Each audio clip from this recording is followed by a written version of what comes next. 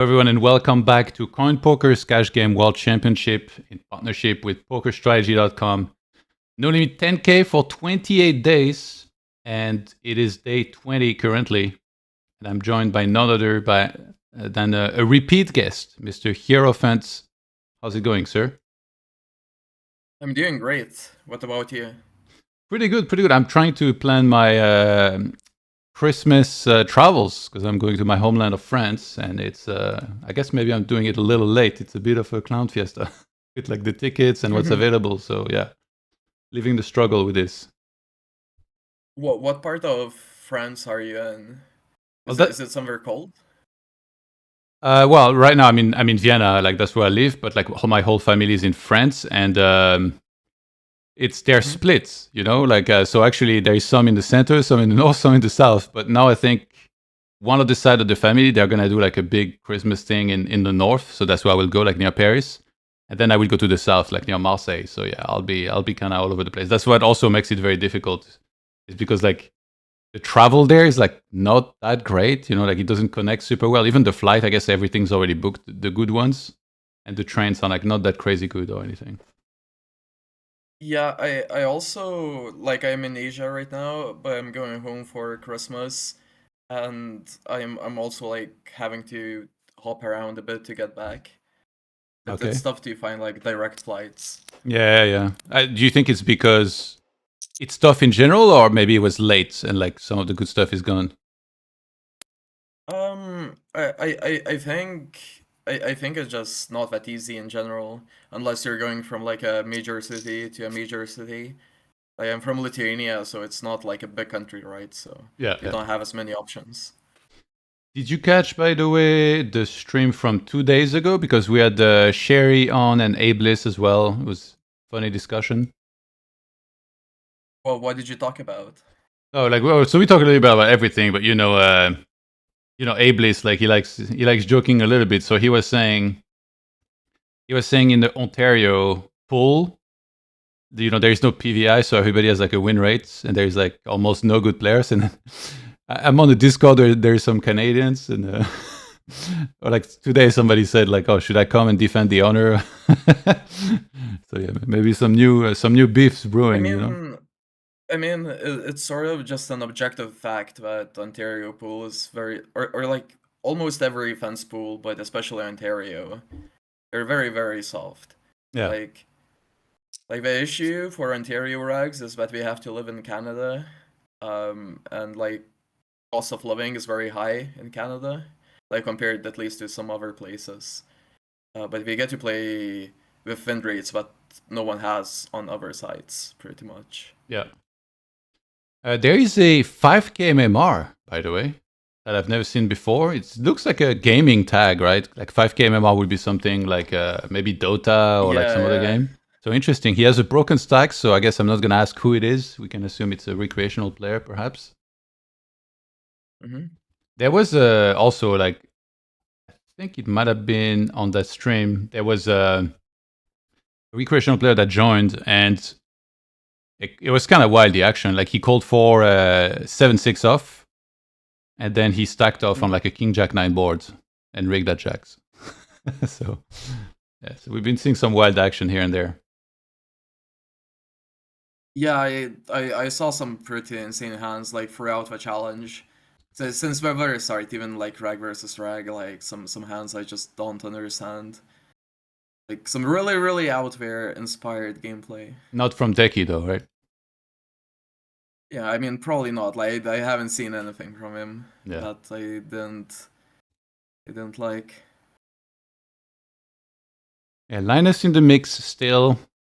I think he still likes to kind of start early. And Kevin with a huge upswing, by the way, yesterday. He was leader, but he was leading by 1K over Davy Jones. Now he's leading by 100K. So he's had a hell of a swing. Yeah, I saw one of the days we were like so close to each other Yeah. by like a couple hundred or something, and it would be like amazing to watch like Kevin and Davey being close by at the very end, Yeah, because like we both really deserve it, right? for sure. Um, Like Davey, arguably the best player, maybe of all time, and Kevin. Like someone asked me who I think plays beautiful poker, and I said Kevin. I just really like how he plays. It's just like nice to watch, you know. Really? He plays 'Cause a lot for fans, but it's not like stupid, you know. yeah, I would think because he plays so aggro, maybe there'd be a couple hands that you wouldn't necessarily get behind. Yeah, but so sometimes he does get like really out of line, but for the most part, you can see that he's very accurate, kind of, in the sense that like he plays like a guy who understands some theory, you know. Yeah, yeah. But he's recorded the 3 best days in the challenge. All 3 best days belong to Really? him. Yeah, yeah, all 3, which is nuts. I mean, he has like very high volume, right?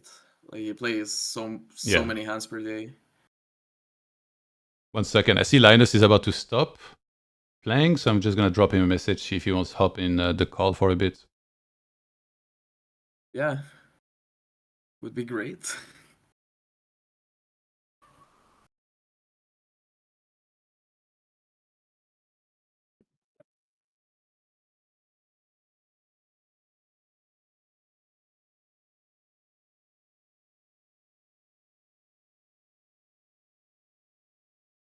One unfortunate thing about poker is that a lot of the top guys are very private. Yeah, but I think Like like Linus. is it just you think about EV and giving away, or is it just like, you know, introverted and private? Well, it's both, because I'm sure like Linus, if you meet him on the street, he will be like happy. I'm not sure how he would feel meeting fans, you know, but I'm sure he wouldn't be as open about strategy as about other stuff. Like, you could probably have a nice chat with him, but I doubt he would talk much strat. But like, I also do think it's kind of a personality thing, you know. Because it's possible to put yourself out there without like self-sabotaging in terms of revealing too much about strategy. Yeah, yeah. It's tricky. I do think like I understand, especially after a session, you might not want to put the effort into like, you know, thinking hard or like what you should be saying for every answer, as to not give anything away as well, right? Because from the outside, you might be like, Yeah, oh, you of can just come course. on and like talk about life, whatever. But as soon as we start talking about poker, it's probably hard, like not being, you know, a little too honest, especially if you're not used of like doing a bunch of interviews and kind of like controlling what you say. Yeah, yeah. Like, it's very easy to say way too much. Yeah. I sent him a message. Let's see. And then I was gonna ask Kevin as well, but he's kind of always in the mix. Maybe I should tell him like if he wants to take a break, but I guess there's only 4 tables right now. Also, taking a break, that's probably like blasphemy to him. Kevin feels like a little bit more likely than Linus, because Linus is like notoriously private, right? Like he hasn't gone on like a single podcast or whatever. Yeah. No, Kevin did say he was gonna hop on at some point. Like he already confirmed. It's just about Oh, when. really? Yeah, yeah. I was talking Oh, to him the other that's day. really cool. Yeah. Because I don't think I have seen Kevin in many places either. I saw he was playing some streamed live games recently. He had like a big pot where he bluffed off. Yeah. Did you see the Instagram post he made? Oh, but was there a yacht in it? Usually when he posts on Instagram, there's like a yacht and cigars, and sometimes he brings Linus. He has great Instagram. Great Instagram game. It's better than a yacht, man. It's like a baller photo of him in the game. Then like there's like a villa in LA. Then a private jet from LA to Vegas. And then a suite at the Wynn. Doesn't really I get any think he better than really this. enjoys being rich. I think out of every poker player, Kevin might be the one who enjoys being rich the most. That's amazing. Hello, Mr. Smeeble in the chat. What's up?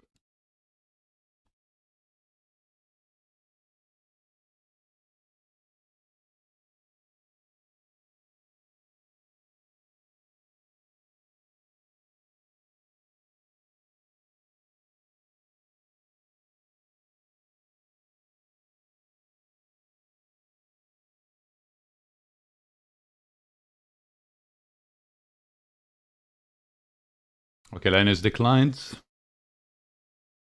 He did say he appreciates the content, so maybe he's tuned in here and there. Shout out to Linus. It would have been like the highlight of my year if Linus joined the call. You would fanboy a little?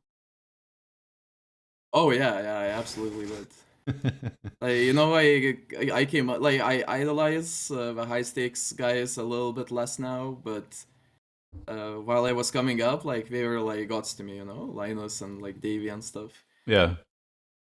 But that's because like you're pretty young, right? Like for the older guys, I think we probably idolize like Tom Dwan and all these guys first, because these were the guys like we would see in the big games, you know, but back in a long time ago, you know. Yeah, like those guys are all like way before my time. Yeah. I did as a kid watch the big game with D-Negs and Tony G and Phil Hellmuth, and I loved it. You know, it was such good content. Who was your favorite? Oh, like Tony G for sure, because he's Lithuanian as well, and Yeah. like people like him, both him and Phil Hellmuth, like the guys who are not necessarily like the heroes. They're not like, not everyone likes them, right? But like everyone remembers them. They create the drama, the content. Yeah, Tony seems quite a character on these shows for sure. Definitely brings some color to it. You know, it's not quite a table full of people sitting down saying nothing when he's there.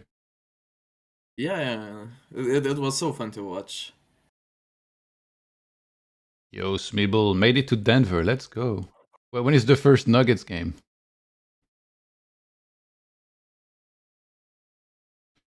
I guess I'll show the leaderboards. We've got TaxHere, okay. Kevin. Actually, a bit of a low volume from him yesterday. Only 2,700 hands. Like the days before, he had a day with over 6K, I believe. 6K hands. I don't even know how that's physically possible, considering the low amount of tables running. He must have played like 22 hours, but he did it. 6K hands. But yeah, 2,700 here. 12 buyins upswing, which... Yeah, go ahead. Owen's timing as well. Well, Owen played. He said he was gonna lock in and play, and then he played 87 hands. So I almost wanna like drop a diss track on him. Like, well, what is this, Owen? Come on, we need you. We need you to properly like make a run at it, my guy. But it's starting to seem unlikely that anyone wins it besides Kevin and Davey. Okay, maybe not. Okay, yeah, we always think that there is downswing potential for the guys at the top. Like it took a long time for people to. I mean, remember Davey had 300K and then he lost a whole bunch in a row. Went down to 200K. So if somebody, if they keep steadily winning, of course not. Looking at it again, there is some chance. Linus winning a little bit yesterday, or a little bit actually. That's pretty good.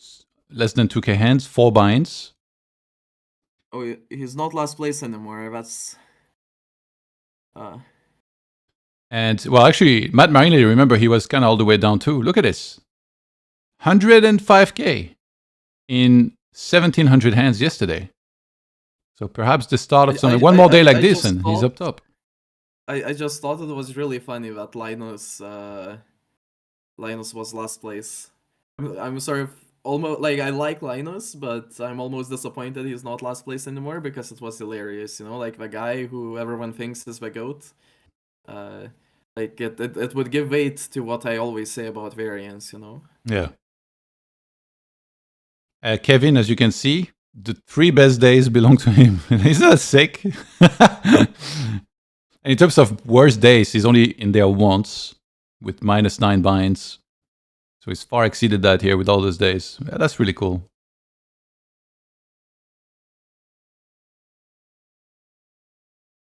I think, yeah, we're up to like 80 plus entrants. Of course, some people haven't played necessarily the biggest volume either. Where is Llama? I think Llama went down a bit. Yeah. At some point, he was towards the top. He's also not running good. Like, result-wise, he's a bunch of buyins under EV. Oh, he's still up. Yeah, still in green.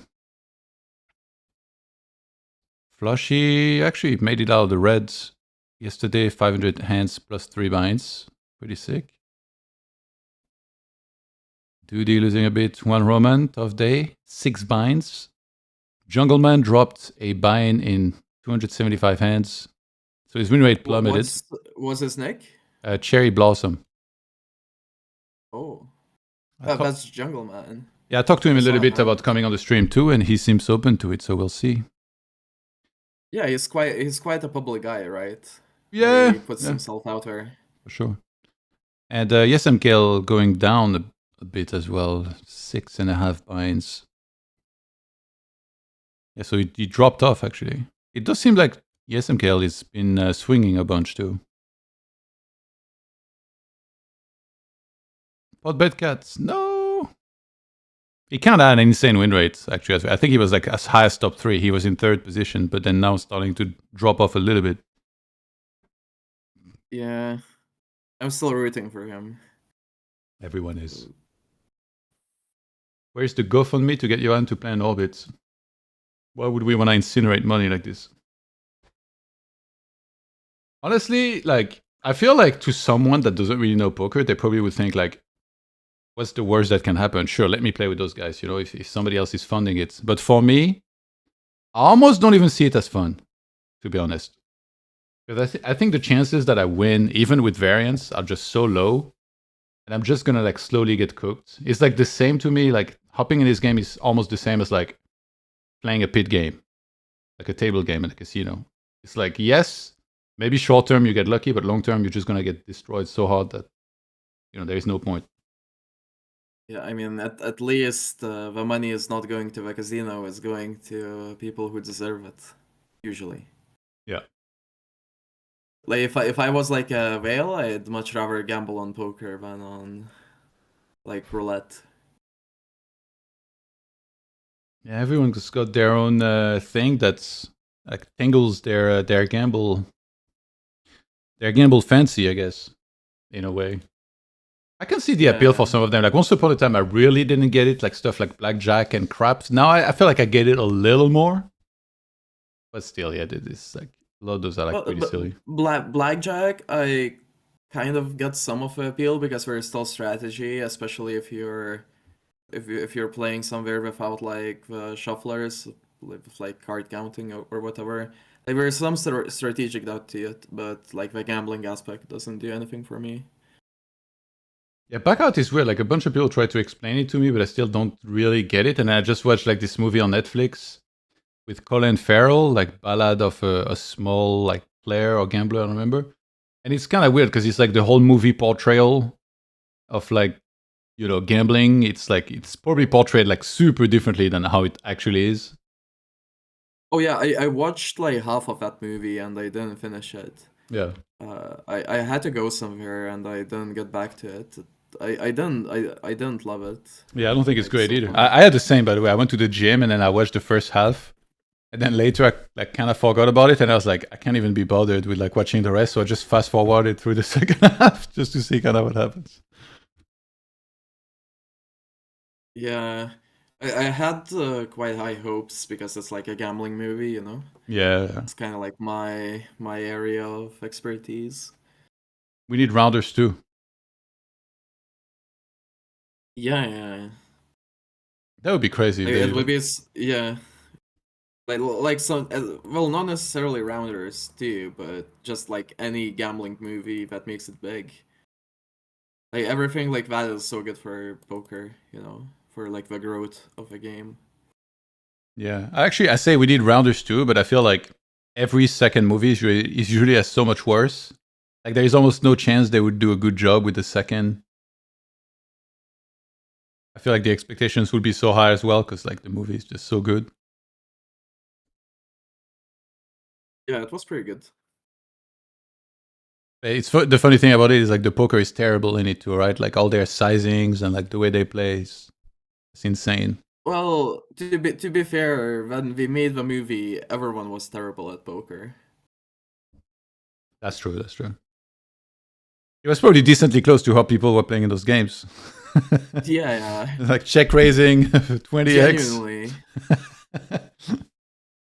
Stacking off 2,000 big blinds with like one pair.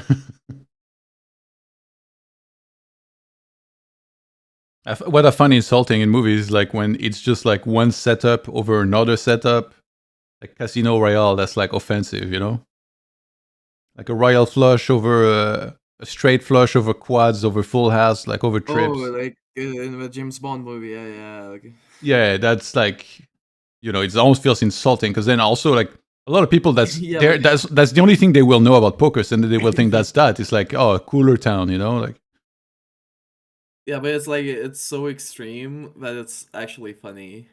yeah. So it's kind of like some movies are so bad they're good. Like The Room, and that scene, it's so bad it's good, you know. It's not even bad. It's just like the poker is so bad that it's actually good. Have you ever seen the meme photo about it? Actually, wait, I'm trying to find Have it. we seen what? There's like a meme photo about this. I'm trying to No, I find it. haven't. Yeah, well, I'll pull it up on the stream.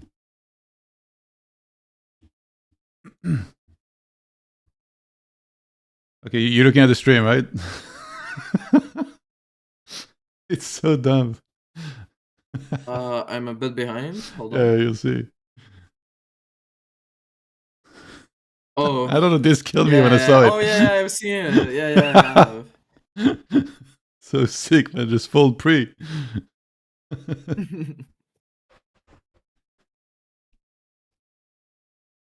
Somebody's gonna be like, spoilers. Yeah, it is legit spoilers, but like it's not a movie that you should be worried about getting spoiled, you know? It's a Yeah. movie you enjoy while knowing the plot. Apparently, when they were filming, like they also played a little bit of poker, and I think this guy, like the one you saw in the photo, he said like Daniel Craig was like the absolute worst at poker. Who? The main actor, Daniel Craig, Oh, okay, the guy who plays yeah. James. Apparently, he was terrible at poker. Usually, Yeah, but you like hear for the poker, opposite often. yeah, but, like for poker though, you can get like an actor to act well without understanding anything about it. Yeah, It's not like it's not like acting as like a musician where you have to play the instrument and like it's not so easy to teach the actor to like do it properly, you know. yeah. Um, There was a cool. Poker is just push your chips, you know. Yeah. There was a cool poker scene in Billions. Have you watched that show? No, I haven't. So in this show, it's like they work in a hedge fund, you know. So they're like they have to be really smart, sharp, and know about money. And then they have like some sort of, I don't know, party, end of the year party, and then there's a poker game there. And then there's this character who's like, you know, supposed to be super smart. She's in it, and she kind of like has to win against this guy. And then I thought the way she explained the hands and like the way it's done, I should link you the scene later. You can see for yourself. I thought it was pretty well done as well. And then she ends up like kind of like calling out his. It's very cheesy, but she kind of calls out that he has a draw, and then she figures out his hands. But you can tell she's thinking in ranges, and with like for a show, it's very rare. They must have had some decent consultants, I think. Hmm. Yeah. I mean, I will say though, like with these strategy games, like same for portraying chess players and so on. Um, I do think it's very hard to do when it comes to like the nuance, like the detail. There's like a certain kind of look people have and very deep in thought that like not all actors can replicate. Yeah.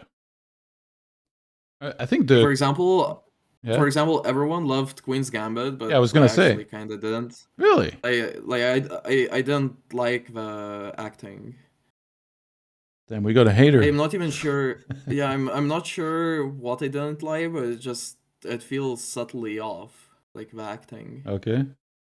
But like as someone who like grew up playing chess live, there's just something like subtly off. But you mean from Anya Taylor-Joy or everybody else? Like everyone? No, from her specifically. Some of her actors and actresses were great.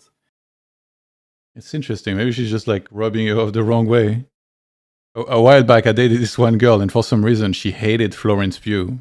And Florence Pugh was in almost every movie at the time. So every time I was like, oh, there you go.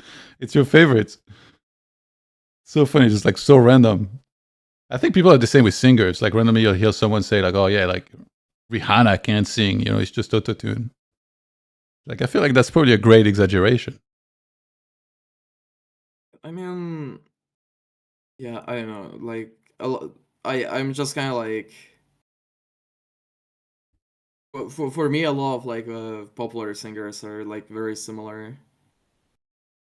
Like there are definitely like quite many I dislike, but because there are quite many, like none really stand out, so I don't like actively hate any of them. Yeah.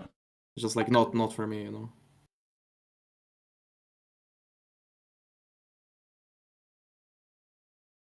All right, let's see if we can catch some interesting hands. Paying attention to 5K MR, see what he can do as well in there. We got 4 tables running right now. 2 of them are show, luckily for us.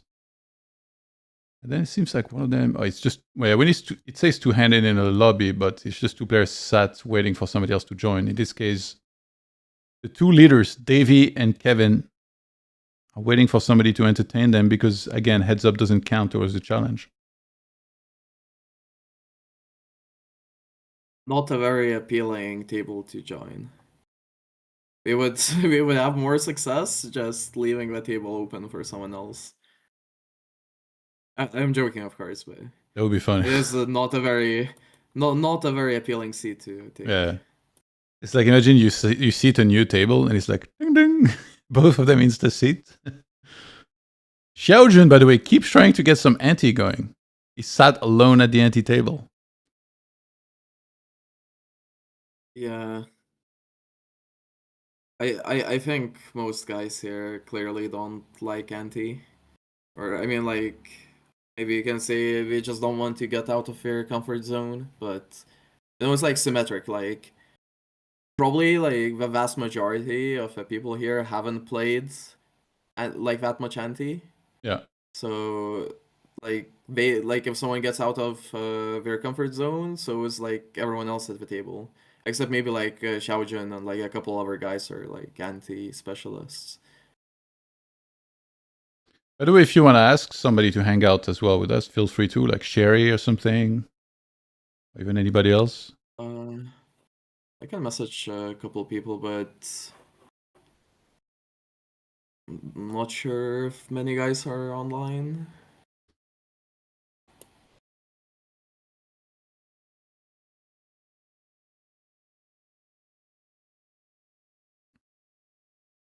By the way, I read something funny yesterday on Bena's Discord. Somebody called What was it? Jack B wrote, "Do you guys have any experience of players that were built up to be something special, but once you play them, they were extremely mid?" And then somebody responded and said, "Shirashi." Man, you need to get Chirachi on your stream. It's like the funniest. It's like the most random beef I ever saw. Hey, it was on him, man. I don't even know him. He just started like talking. I don't even remember what happened, but it's just like so random. The best anime crossover. Yeah, exactly. Actually, yeah, I did end up scheduling a few more guests. Let me see. Tomorrow we'll have Frankie Carson in the early afternoon. Then Monday we'll have Exploitable in the afternoon. And then in the evening, Bena Badbeat makes his return. And then Wednesday, Jared Alderman. And I'm talking to like 10 people about getting them on as well. So hopefully we can get like a strong schedule. Oh, the Waco also likely to return. Yeah, many of them, like the ones I know, are great guests. You know, especially the bold legend. Mr. Bena. Yeah. If you want, you can join as well. It's The probably boss. like a bad time for you, though. I think he will be like 10:30, or wait, let me double check. So it's Monday, 10:30 p.m. So probably for me. Yeah, for you it will be 4 a.m. I guess. Yeah.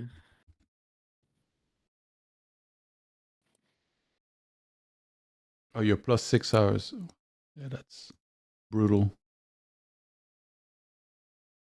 Compared to Vienna, or Yeah, what compared time to zone? Central European time, yeah.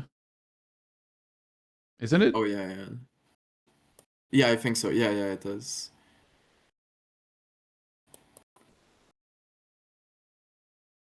Good to see Munez in the I feel like mix. it switched by an hour, like relatively recently because of daylight savings stuff, and I keep like getting confused. I was late for a couple of coachings because I got lost with like the time zones. Yeah, I saw they're talking about abolishing daylight saving, actually. Do everybody Yeah, a they favor. should. It wouldn't be as late as often. Actually confusing. Jim Duggan says Jungle look like he hasn't gone all in one time. Yeah, I don't know actually. I haven't really seen many of his hands. I feel like I should pay very close attention next time he's in the mix to catch maybe. Have you seen the hand where Jungle is playing against Sea Llama live? And Jungle shoves river and gets like completely range called by like the most like random like 7 deuce offsuit or something, like for like fourth pair. And like Sea Llama stands up and starts like dancing and like wiggling his belly. It was like one of the greatest poker What the? moments of all time. And Jungle is sitting there and you can visibly see that he's like seating inside. Wait, like For me, which like stream was one it of on? the I think it was like live at the bike or something. That's I need to see that for sure. But they seem to know each other. Yeah, like yesterday, Jungle was actually chatting a whole bunch. He kept calling himself daddy and stuff, and like talking to other people. Jungle. Then it says we need a reattempt to schedule in Jarrett Man together with Jarrett Fan and Jared Alderman. It's not Jarrett, it's Jared. But yeah, that would be a tough one. When I was playing 5NL, I was a very big fan of Jarrett Man. I'm not sure what happened to him. He just disappeared. But I would watch his videos and he would be so serious. He would be playing like 200, 500 zoom. Yeah, I think I tried to get him on previously, but didn't work out, unfortunately. Davey, like, what's happened? Did he just say no, or? No, he was supposed to be on, and then I think he might have had to cancel. I mean, I could maybe follow up. Yeah, you should. He's a legend. Oh, I did actually message him 3 days ago, and he had no answer. So Sad. Yeah, not much more I can do. He's grinding Ontario now. Okay. Yeah, with the inside scoop. I'd like to see him talk poker again. Because as I said, when I was playing 5NL, he looked so smart to me. I wonder if I would still think that. Never meet your heroes. Yeah. So this is single raise spots, button against big blinds. And Biluzin continues small. Davey with a re-raise. I always thought here, like, you don't really check raise with a flush, but I guess against such a small bet. Is it like 100% thing, or? What do you mean 100%? Like, you do have a check raising range. Okay, I just thought with flushes specifically. I remember like going over a hand and somebody told me like, oh, you should not check raise like here with the flush. No, it's like if you don't check raise a flush ever, then you're playing a big pot while capped. Like, obviously you have to check raise. Yeah. I mean, maybe for some reason you can believe that it underperforms in practice to check raise a flush or something, but like I'm sure when it's Davey playing, it's not gonna be like shallow considerations, you know. And how do you pick the sizing there in this case? Like, you know, Biluzin went hundreds. You just go very small. Like even what Davey did is quite big here. Yeah, like this is like probably bigger than Solver would go by a little bit, but I'm not actually sure because the board is so various, like Ace King Deuce. So a lot of the time you're check raising very small because you still want to check raise some like low pairs. But here, check raising a king is kind of pointless, right? Because a king needs very little protection compared to if this was like ace nine deuce. But yeah, like you're still check raising some top pairs, like random top pairs. Yeah. So you want to size for it, and then the size is usually very small. Like on mono boards, the sizing is generally like R25 to like R30. So we do see Belu's in call and then lead for half. Wait, how did he pick that after a check raise? I was expecting bigger. Yeah, That's what she said. On some random boards, like you're check raising polar, and when you're barreling, you keep representing what you represented on flop, right? But here you check raise merged, right? Like on flop, you're not necessarily repping that you have flush. Like you will have some flushes, but you're going like way thinner than the nuts. You will have some like random ace hacks, and then on turn you just continue repping like the merged part of your range, like ace 10, ace jack, whatever. And main reason for that is that flushes just don't need any protection, so you're not in a rush to get all in if you have like a flush. You can do your pot building on the river. Whereas if you have like ace 10 or something, like ace 10 like no diamond, it obviously needs a lot more protection, right? Yeah. But whereas if you have a flush, it's still gonna be nuts by the river. So you just don't really size to it. And then Belu's in raise this year. Is he really just repping a high flush when he does this? And can you really fold out lower flushes? This has to be a sideline. I actually really want to run it. Yeah. I'm not sure how much he gets to back raise like this. Because on flop, he's supposed to play no free bets, right? But so he does have like every flush basically in his range. But again, like all of the stuff I said about Davies considerations with regards to protection, like they still kind of apply. Yeah, like this is like a very kind of low frequency line. What sizing did he see bet on flop? Was it like B30? 1 BB. Oh. 1 big blind into a pot of 5 big blinds. Yeah, I wonder if he's range betting as well, because a lot of his boards are not legal to range bet, but people do it anyway. Like even at high stakes, I think a lot of people are range betting, even though it's not even like close to a range bet. But like people just like playing very simple strategies, right? To conserve like brain power.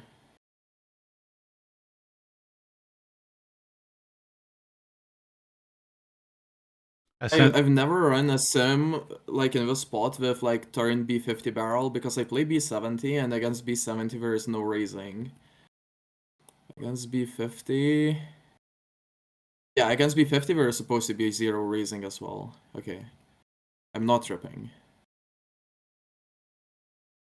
I'm not a fan of this, by the way, like playing illegal nodes against the greatest poker player of all time. Like, I wouldn't do it. I would play more solid. But who knows? This guy's winning a lot. So Davey then clicks again. on turn? Yeah. Wow. He bets half, he gets re-raised, and he clicks.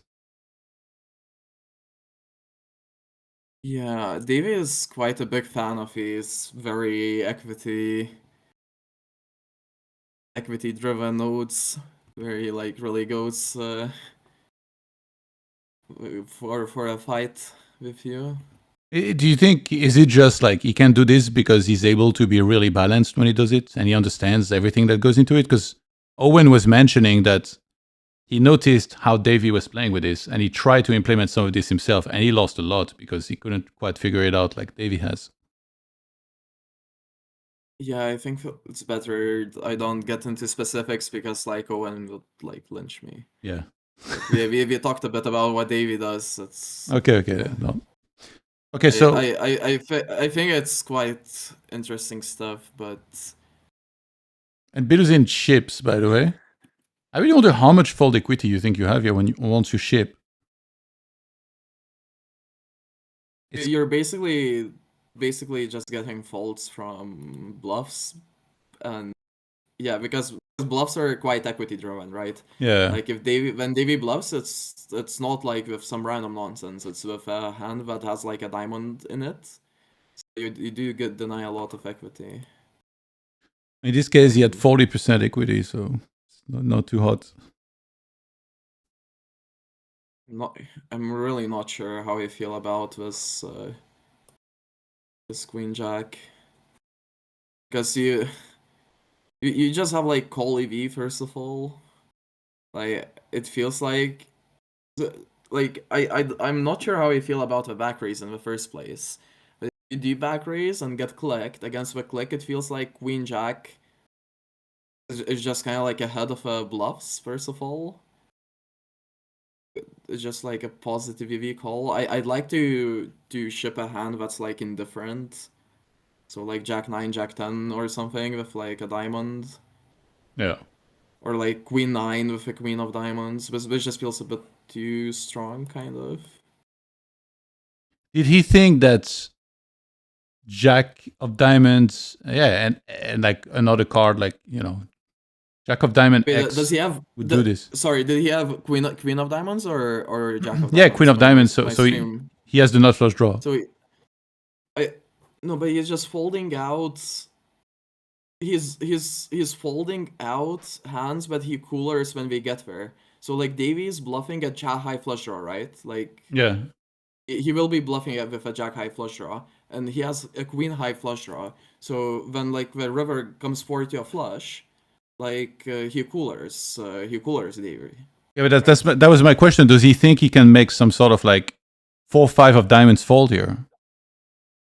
No, I really hate that play. Okay, not gonna have a flame with these guys, but like it feels like he made two very weird plays in one street. Yeah. I don't know.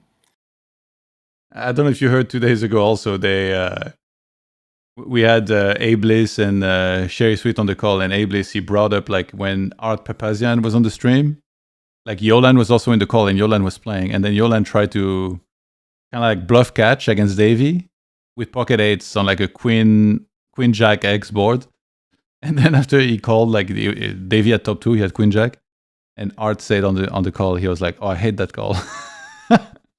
As Yolan was on the call, so he brought this up. I was like, yeah, in retrospect, it is kind of funny to just like say that when he's there. But yeah, I think if you're the player, you're not that amused. Yeah, and by the way, I think this is why Davy and like a lot of like other high stakes guys like these nodes as well. Like playing high frequency turn free bets or whatever. It's because it's so easy to make mistakes against them. Like, I think like if you take like a very common node, like a triple off or like bet check bet or something, people at this level aren't making significant TV mistakes. Like they will make some, but like we don't add up too much. If you take these nodes where it's like free betting flop, free betting turn, like check raise to donk turn or something, like when someone is facing this node, it's so easy to make an EV mistake because you really need to understand some like core principles about poker to like make your way out of there, because you can't play out through pattern recognition, because you don't have any pattern recognition how to play the spot, because you have been in the spot like how many times in the past year. So you need to play through understanding rather than just experience. Yeah. Because like a lot of people are kind of like intuition based, right? But then what do we do in a spot where we don't have an intuition for it? Because like you need drills, you need to drill it, right, to have an intuition. Like by drilling I mean anything, like, and like be in the spot or like look at it in the solver, play like GTO trainer or something. You need something, right? But then like, so what possible reasoning, like if you had to really get creative, what do you think could be happening here in terms of maybe exploits or like pushing an edge or trying something creative from Belusin?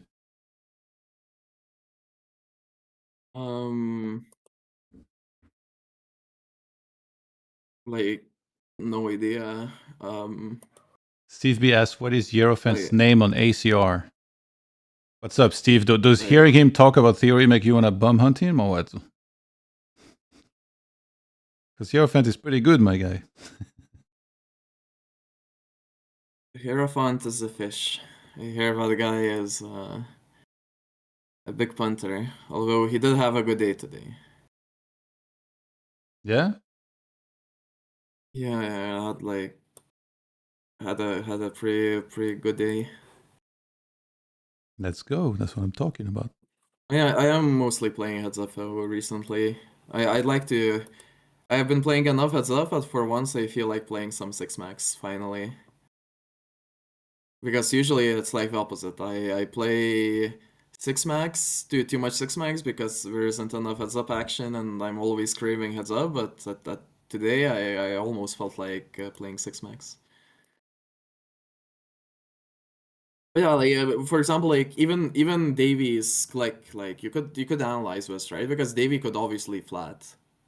Yeah. Um You see the hand? Just no. Oh, he check turn. Okay, never mind. Okay, let's go to the different hand because I'm really struggling not to like. Yeah. Yeah, there's stuff in this hand that I don't want to say. So in this one, Biduzin opens cutoff. Davy defends big blinds. King 10 deuce.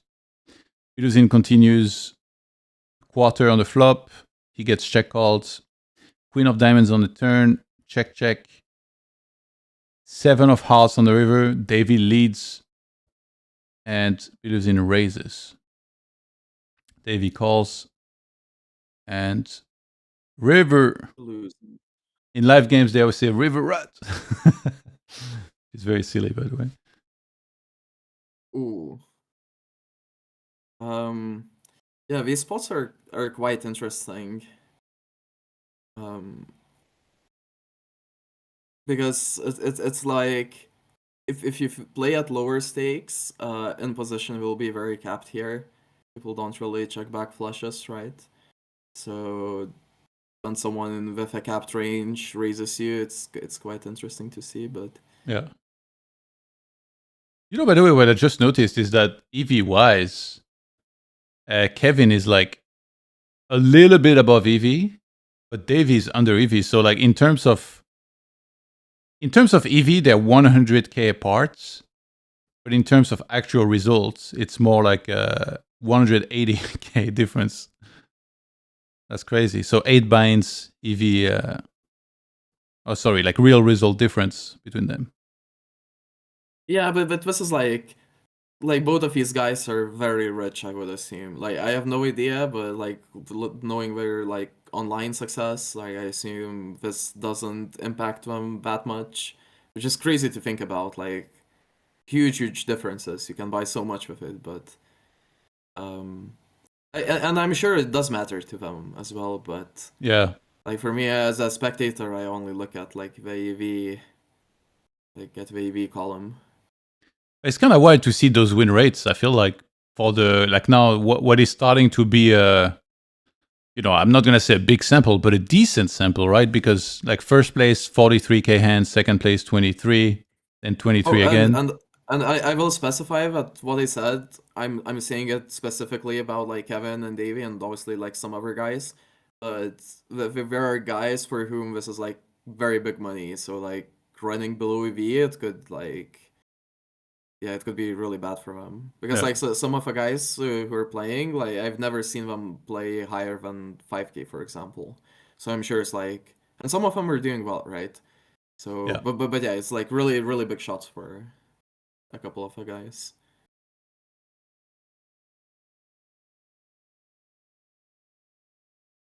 A lot of players here with not too much volume.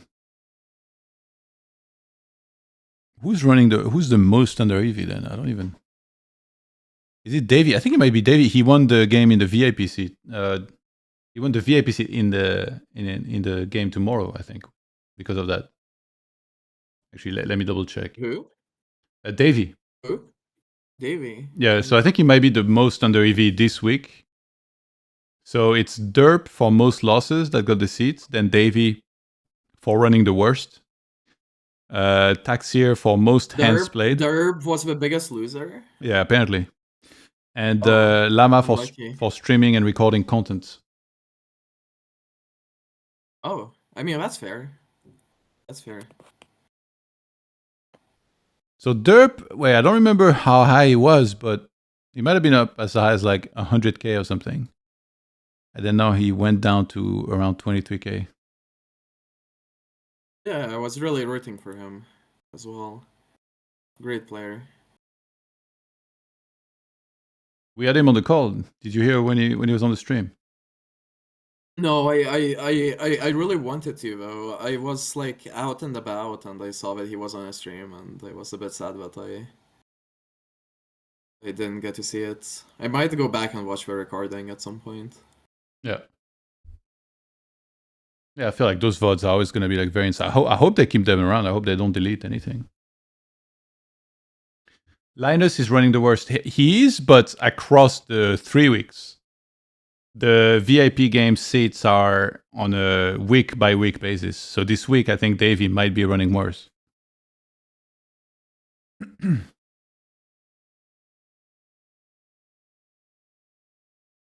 Davey with the jam here against Juan Roman. I'm going to try to check how much Derp was up at his highest.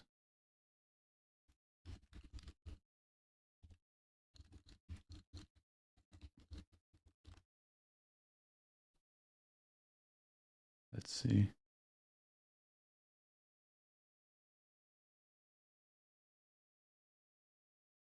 Oh, damn, I can't find.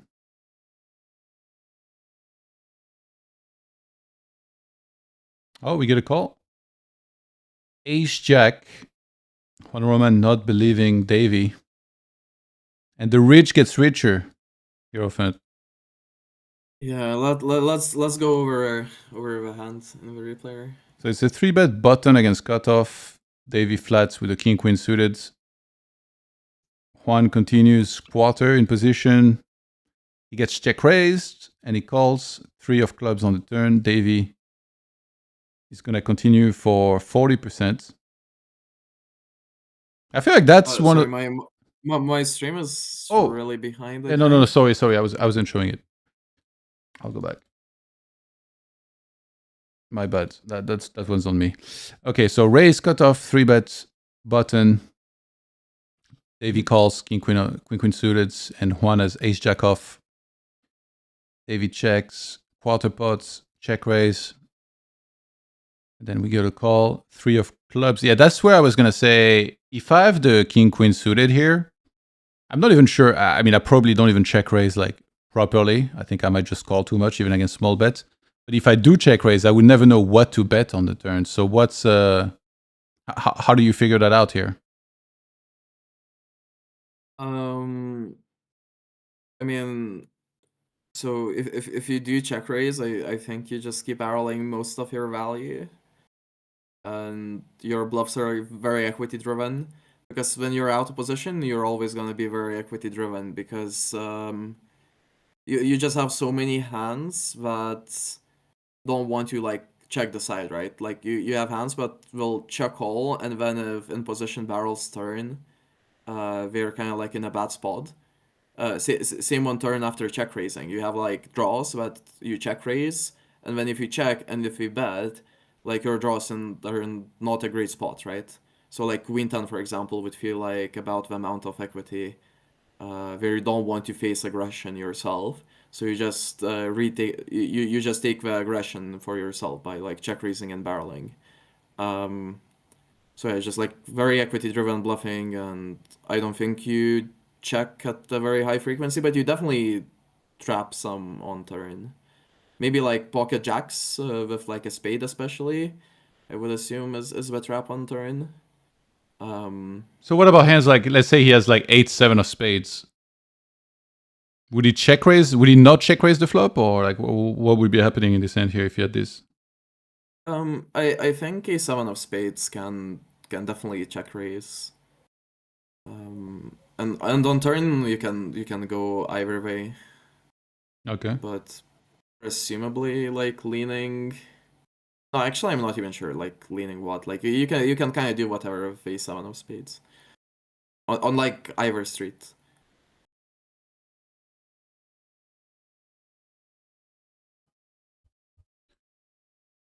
Yeah, it's like, yeah, I feel like this spot, it's funny because what you mentioned made so much sense, but I'm trying to think of like some of the hands that I might have here. It feels very tricky to play correctly for me, even with stuff with the combo draw. It feels like it's good enough to bet, but I never know if it's strong enough to then, like, if you bet, are you committed? You know, like some hands feel easy, right? Let's say like Queen 10 suited, right? Like you just bet and you're pretty happy, I guess, to call a jam or like not too torn about it. But then some hands that will be weaker than that, and that's where it gets like way trickier. Well, but you do have to like execute those check raises, especially if you're playing lower stakes where people will not put the money in for you, kind of. Like if you're playing like 50 NL, for example, people are not gonna triple off probably thin enough on average. I'm not talking about like the specific spot or is like the specific board or whatever, but on average people are not gonna triple off like thin enough, and they're not gonna like bluff much either. So if you're not putting the money in themselves, you kind of have to do it yourself, right? And you do it by check raising. Because you don't want to overprotect the check calling range if you don't attack your check calling range by barreling turns and rivers aggressively. Like you get what I'm saying, right? Yeah. So yeah, and I don't think it's like terribly difficult to execute, because if you cycle through a bunch of flops, like there will be some check raising with like board pairs and stuff that are a little bit unintuitive, but everything kind of like repeats itself. It's like all the same basic principles. As I said, like mainly it's just thick value and it's draws, and then there are like a couple of combos that are a bit unintuitive, but you can learn like the pattern recognition for them. So we do get a call, and then on the 5 of clubs river, isn't there a concern here for value cutting yourself? Like against ace king, and in this case, king jack aces? Or is it just like such a small part of the range that, since you beat everything else, it's about maximizing EV, I'm guessing, right? Because in my stakes, people play very tight, so here I'd be really worried about value cutting myself. If I'm getting called down, I'm like, all right, well, I'm just cooked, Yeah, but basically you just beat you like very clearly still beat more than half of his calling range, and like sometimes if like okay, maybe the SPR isn't low enough for it, but if SPR gets very low, you don't even need to beat half of his calling range sometimes to shove. Yeah. But like here you definitely do as well, so. Yeah, I mean, it's sort of just like threshold intuition that, again, there isn't any satisfying explanation to them. It's just when you play a lot and when you study a lot, you kind of get an intuition for what your hand is worth. And here, like all these guys understand that King Queen is worth a shove here. And yeah, like there's no reason to check it either, because like you either have like value or you have air here, right? Yeah. You never have like anything to protect in your checking range. So are there flush draws on the flop that will play this line that don't get there on the river? For Davey, Yeah. yeah, of course. Like he definitely has some flush draws here. So what would that be? Say like Queen 10 of spades. Would he have played like this? Yeah, like Queen 10 of spades can do like a lot of stuff, I think, here. Yeah, like generally, like the super combo draws, like the combo draws that are like open-enders and they have like an overcard to second pair or something, we have a lot of optionality. Sometimes some of the worse combo draws are a bit more restricted in what they can do. Like 10-9 of spades, for example.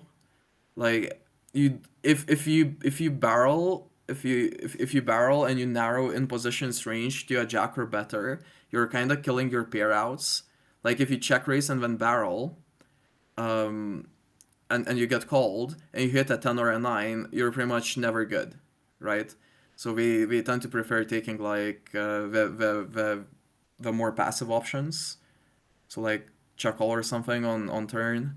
And another consideration is like once you go low enough equity, or not like low equity, but like lower equity, your hand doesn't love getting jammed on, right? Because if you have queen 10 of spades and you bet turn after check raising flop and you get jammed on, your hand is still like very happy to call off. But if you have like 10-9 of spades and you get jammed on, then your hand is kind of like 0v or like close to 0v. I didn't see exactly like the sizings and so on. But like you get what you mean, right? It's like you're just trying, you're just classifying your hand in terms of how much equity it has, Yeah. and you're trying to realize as much of it as possible. But then, so like what I struggle with is to know which hands are give up on the river and which hands, because like I heard this sometimes, you know, the people with me on the call or like during coaching, somebody say, oh, well, like you have a lot of the hands, you block a bunch of the hands here that might call, so then it makes it a worse bluff on the river. So I never know when to shut down, especially if I have like a flush draw and then it's a flush draw on the boards. I never know like whether I should slow down on the river or not. So basically, I'm really not a blockers believer. So in some cases, there are like insanely obvious blocker effects, right? And then you have to follow them. So like having like a nut flush blocker when like the flush completes, right? Like that's obviously gonna matter a lot. But there are like a lot of like nuanced ball blocker effects, especially like on dry boards. There's like everything, or like in free bet pots, like and sometimes everything is blocking everything, and it's like hard to decipher. And in single race spots, sometimes like the ranges are so wide, and because of it, everything is blocking everything. But basically, like those more minor blocker effects, I really don't care about. I care more about getting my frequencies right. Um, so maybe I have a read, and then I will just like shove every bluff combo I have, or I will not shove any, right? Yeah. But much of the time, like if I don't have a read, I'm not necessarily trying to get my blockers perfect. I'm trying more to estimate what percentage of my air do I want to shove river with, and then I will like RNG, right? Like if I have like an obviously bad combo, I will give it up. So like for example, if I have like a missed nut flush draw, I would assume it's not great blockers to follow up river here, because in position could have a missed nut flush draw, right? So Yeah. if you have it yourself, you're blocking some of your folds, right? So if But beyond somebody that, like everything kind of looks like the same to me. if somebody doesn't know about the frequency at all and doesn't use RNG either, is there a way to simplify here? Or you would recommend like just do 50-50 and then like maybe open the clock and then RNG with it? Yeah, I mean, I don't know. I just use Gerogen, which is like table layout software, Yeah. and they have like a pop-up where you just click it and it just spins the RNG for you. Yeah, but I mean, like, if somebody is not using it, because I think a lot of players that play, like, you know, low stakes in particular, maybe some in mistakes, they're not necessarily using RNG.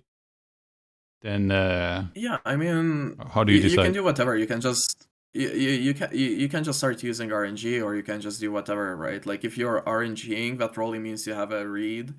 So probably from your like subjective perspective, it doesn't really matter that much how you play the spot. So you can just like RNG based on your mood or something. No, I no, don't know. that's the opposite, actually. I like I RNG because I don't know what to do. It's like flipping a coin on the river, you know? Like, yeah, I have no idea whether, like, if like I said, if I have Queen 10 suited and I play this line here and I get in this spot on the river, and I don't know what to do. Like, I don't know whether it's like one of those hands that should follow through. Should I just tell myself, all right, like, because I don't know, I will do 50-50, and then I use RNG with the clock, you know, you click on the look clock thing at the bottom? look you don't need your RNG to get like your frequencies right. What you could do is you could like in free bet pots the ranges are tight enough that you can kind of just count combos. You can count just the number of combos of value you have, and then you can take your value to bluff ratio, right? Like depending on your bet size, there's a certain amount of bluffs you're allowed to have for the amount of value you have, right? Yeah. Um, And you don't need to be precise about it. You can just like eyeball it, right? Yeah. So maybe you counted that you have like 15 combos of value, and with like the SPR that lets you have like 7 combos of bluffs, like as an example. And then you can just have some heuristic for how you pick bluffs. Like you could say, for example, I'm just taking the worst hands. So you start with like complete bottom of range, you start with like 7 high, and you go hand by hand until you have like 7 bluffs. So you go from 7 high to like 8 high and so on until you have 8 bluffs. And that's how you do it. But none of it really matters, I think, that much for win rate. Because if you get into a spot where you're trying to be balanced and you're just trying to RNG, or like some sort of pseudo RNG, that means it's a spot we are not really making EV in, right? Unless like our opponent makes an EV mistake himself, which doesn't happen very often, right? Like people mostly just make frequency mistakes, not like EV mistakes in common spots. But yeah, like if we are in that spot, that means we're not making EV. So everything we're doing here is just to make sure we're not accidentally getting exploited by Yeah. our opponent. We're just being defensive. Like we're Okay. not trying to create a win rate. We're just trying to preserve our win rate. And hopefully we have like other spots where we do have some like reads, and we will be like either exploiting some like structural issue with your game, or we have like a read that he's like, oh, he's like overfolding here, so I will just like bluff 100% of my combos, right? Those are the spots that actually like make your win rate. So I would focus more on those spots, especially like at lower stakes. Like as you go up in stakes and you start playing people like Davey, it starts making more sense to play more defensive poker, and that's like the rate goes down as well, right? Because playing like very defensive poker in many spots, it doesn't really make sense if the rake is very high. Like just playing GTO, like even at low stakes, it's not gonna win much. Like I do believe like it's like if you put like a solver and like under NL, I do believe it's gonna win money, but it's not gonna win as much as like the top Rex, I would Yeah. assume. What do you think about this hand in particular, like that we just saw, but against different types of profile? And when you have a bluff, then how do you choose to bluff or not? You know, I took the example of like Queen 10 of spades, but let's say like 7 8 of spades as well. Like you get there on the river, and because of their profile, are you leaning more one way or the other? Like let's say, let's take two, What do you maybe mean profile? yeah, like so they're the very tight guy. You get there on the river, and on one hand, it's like, well, he's very tight, so he should be folding a bunch here. But at the same time, he's very tight, so maybe he has like a very strong hand that's just he's just calling you down, and then you're owning yourself. So is it like, and also sometimes it feels like some players they're very tight. Like you see their pre-flop stats, and you're like, oh, like this guy just kind of like always has the nuts. So it feels harder to make them fold in a way. Like you get they just like call you down with something strong, or sometimes not even something that strong because they don't believe. So what about those dynamics? And another profile example would be like, you know, a fish or a whale, right? Like how much do you make them fold here that it's, you know, it's still worth it to do this? So like the first guy is the guy who folds so much he might not be worth bluffing anymore on river because he already folded everything reasonable on turn, Yeah. and now he just has like super nutted range, right? Okay. I mean there's no secret to it. You just need to observe how we play and how much of your folding we do on turn and how much we wait until river. You know, like every guy is gonna be different. Like there's no universal answer to this. Yeah. I definitely have played like both kinds, right? Like the guys who are nitty, but we will still float turn properly somewhat, and then the guys who would be like suicidal to bluff here on river because we just have like ace king plus, you know. If we have like no folds except for like the misdraws. There's like I guess like one thing to mention is that like in these like lower SPR spots, a lot of the time, like the worst case scenario for bluffing, that you're getting like a range called by reasonable hands. Like that worst scenario is not that bad, right? Because we're not allowed to fold much when the SPR is low and the bet size is low, but we do have misdraws, right? Like Juan Roman will still have Queen 10 here. He will still have like missed nut flush draws. So like the worst case scenario isn't you getting range called, right? It's you getting range called by made hands. No one is gonna call you with Queen 10 here. So like it's hard for a bluff to do like way worse than the sim, I would say. Okay. Although like it definitely can do it definitely can be a big mistake to bluff here. It's just like there's like a boundary to it. There's like a Yeah. bound. Okay. Yeah, these spots are for sure. I like this type of hand because like I can relate very easily.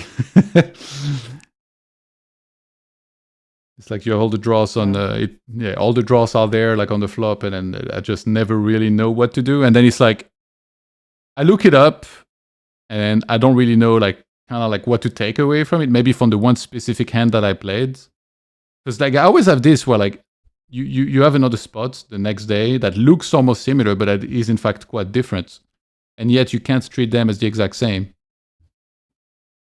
Yeah, I mean, for me, like I have a decision process, and like for example, for Davey, he has King Queen on flop, right?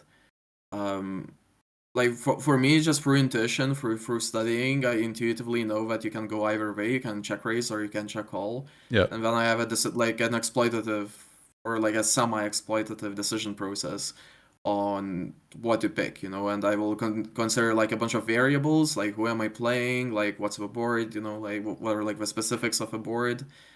I will input those variables into my decision process. It's like the same decision process I use. Like I even have like some notepads where I like explicitly write it down. I will feed those variables into it, and then I will just have an answer. Yeah. Very interesting. I see Kevin is sat out. I don't know if he's taking a break or if he's done. He didn't say anything. Maybe I'll drop him a message. Would you fanboy in Kevin I will if Kevin fanboy. joined? Oh yeah. Oh yeah, I would.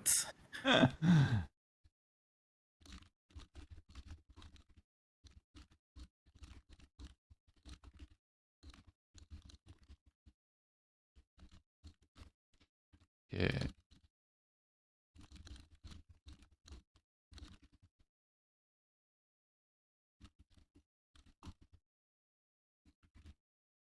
All right, message sent. I'm guessing he's just taking a break Very because nice. he's just sat out. I think if he wanted to quit, he would have called like right. They say in the chat they pick a suit and kind of like they draw for the last button. I mean, looking at his volume, I would assume he just plays 24/7. I wouldn't take him for a guy who like quits while tables are happening. Yeah, very possible. 5K MMR still in the mix. At the no-show table, Decky all in here for quite a bit more than what is in the pot versus Munez. I feel like Munez is always being tested. Every time I see in a hand, somebody's all in, and he's like, "Oh, I have to think about this." But he's been making a lot of sharp calls. I feel like.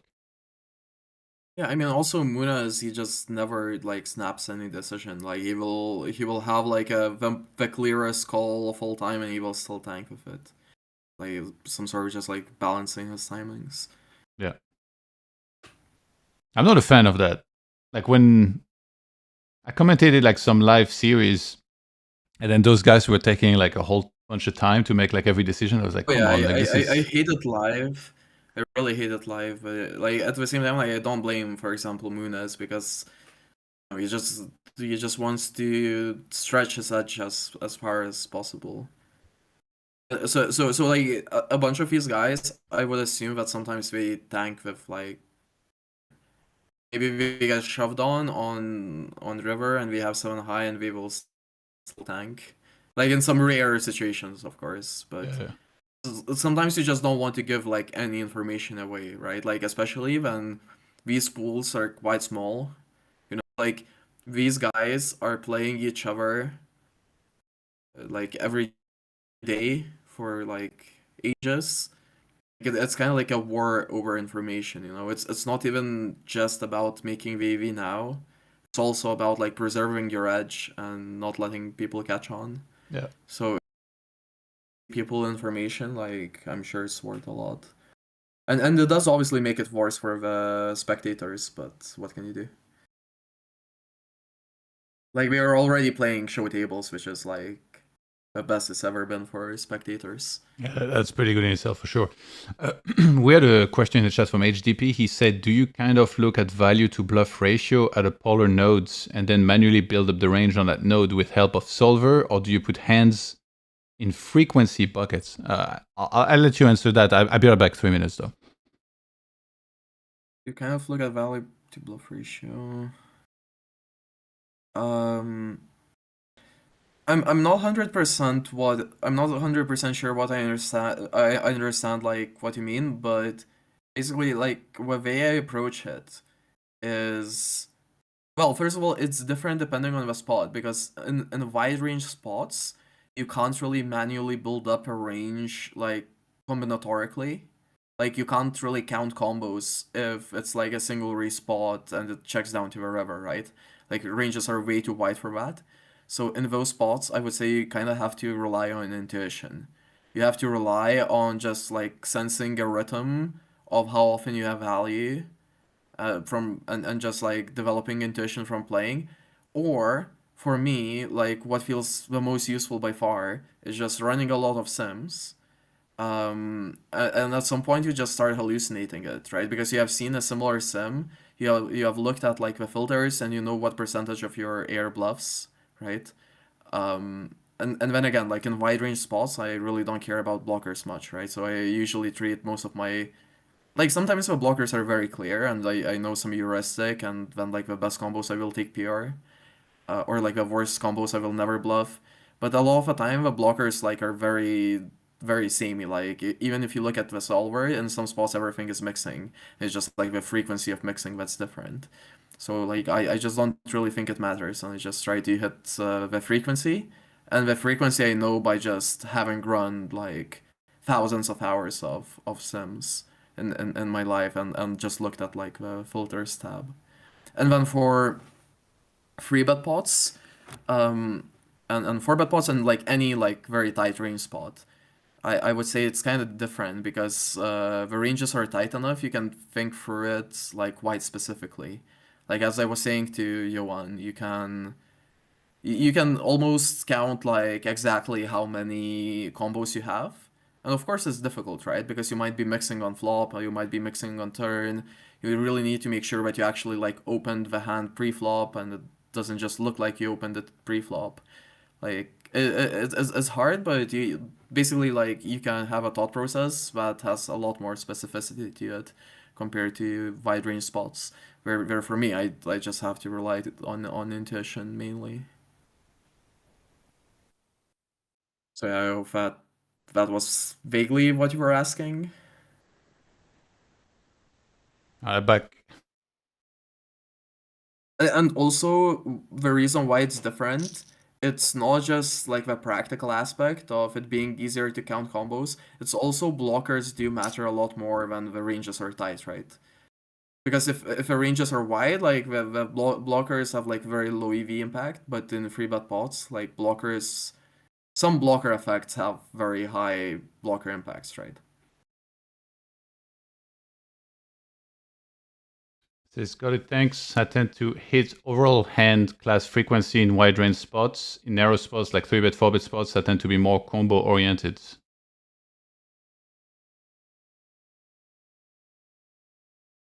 Yeah, I mean, seems like we're on the same page. The action is slowing down. We're down to 2 tables. Only one of them show on the left-hand side, so maybe it's almost time for the dinner break for those guys. Yeah, good timing, because I also have to go to sleep soon. What time is it for you?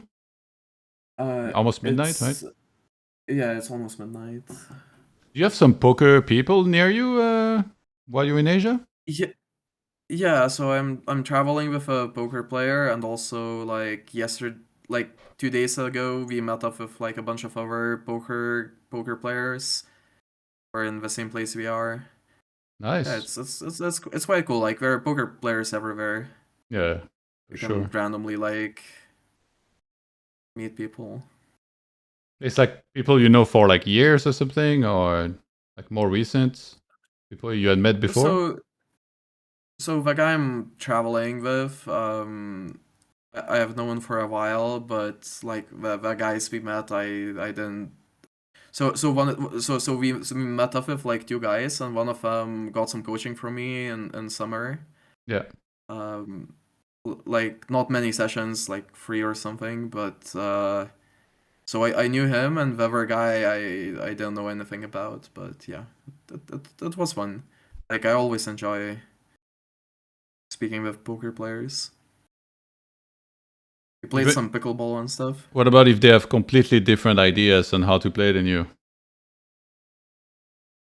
I mean, they kind of inevitably do, but like you can still have like a good time. Like a lot of conversations are not gonna be strategy, you know. It's gonna be about like sites and like depositing and about like what's happening in high stakes and so on. There's a lot to talk about in poker. Yeah. If you have some suggestions, by the way, on people to have on the stream, I'm all ears. Always looking for more guests. I will have to think about it. If I think of someone who would be a great guest and likely to come, and you haven't had him on, I will message you. Should I actually ask Shirashi? Yeah, of course. Yeah. Like you would break records for viewership. Shirachi has a cult. Many fans the guy has. Okay, I will do it in public on Bena's general channel. Yeah. Sure need to. Oh, you actually did it.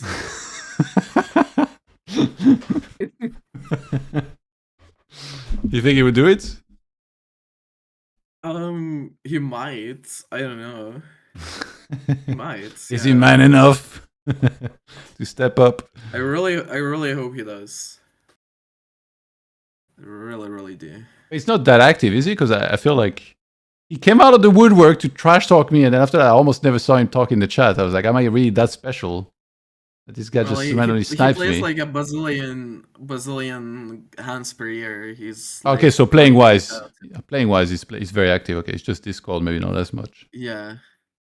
He used to be. He used to post on Vena's Discord a bunch, but he's been passive lately. Okay, decided to be a little bit more productive, I guess. Except when I joined the Discord. Good to know. Eric Johnson asked Hierophant, "Are you in Macau?" No, I'm not. I'm in Vietnam. I'm in a place called Sapa. No, not even Sapa. I'm in a place called like I think Tuy Vien Village. It's a village next to a small town in the mountains. It's a really random place, but somehow like the internet is pretty decent. But yeah, I'm mostly just traveling, like doing some hiking, doing some like sightseeing. How do you spell it? The city? I will write to you on Discord. I want to see like what it looks like. Yeah, if you Google it, it looks very nice. Shirashi is playing for the weekly leaderboard on GG. He could join us. What is grinding then? I'm gonna tilt him. Yeah. Sapa. Dude, there's a Vietnamese restaurant. There's a Vietnamese restaurant right next to where I live called Sapa, actually. So when I googled it, that's the first thing that came up. I mean, I will say the food here. So there are like a bunch of like really nice places, but a lot of places just serve kind of like Western food. Yeah, it's not as good as like the big cities, I think. Like there isn't as many options. But like as an experience, eating here is still like insane because every cafe has like the most insane view ever. Yeah. Do you know what it makes me think of? Do you know that city called Hallstatt in Austria? I feel like that's the same but Vietnamese version.